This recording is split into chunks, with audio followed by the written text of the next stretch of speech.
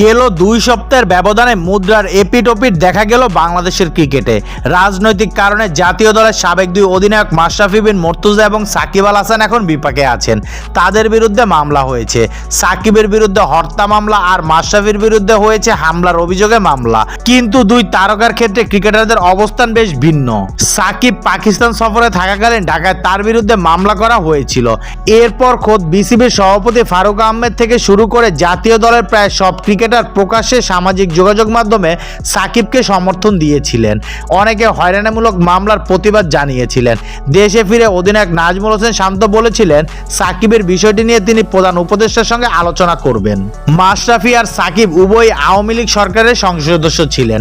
মাশরাফি টানা দ্বিতীয়বার নির্বাচিত এবং তুমুল জনপ্রিয়। গত 5 আগস্ট সরকার পতনের পর তার নড়াইলের বাড়িটি পুড়িয়ে দেওয়া হয়। মাশরাফি এর বিরুদ্ধে কোনো অভিযোগ করেননি, তিনি দেশও ছাড়েননি। সম্প্রতি তিনি যুক্তরাষ্ট্রে ইউএসএ মাস্টার্স টি-20 লিগে দল পেয়েছেন। এর একদিন পরেই নড়াইলে সদর থানায় তার বিরুদ্ধে মামলা দেওয়া হয়। মাশরাফির বিরুদ্ধে দায়েরকৃত এই মামলায় আসামি করা হয়েছে তার বাবা গোলাম মুর্তজা স্বপন সহ 90 জনকে।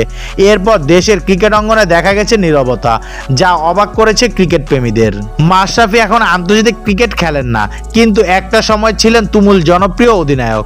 তার সতীর্থদের অনেকেই এখনো জাতীয় দলে খেলছেন, তাই তাদের নীরবতায় বিস্মিত করেছে ক্রিকেট প্রেমীদের। সামাজিক যোগাযোগ মাধ্যমে দেখা গেছে তাদের সেই বিস্ময়ের প্রতিফলন।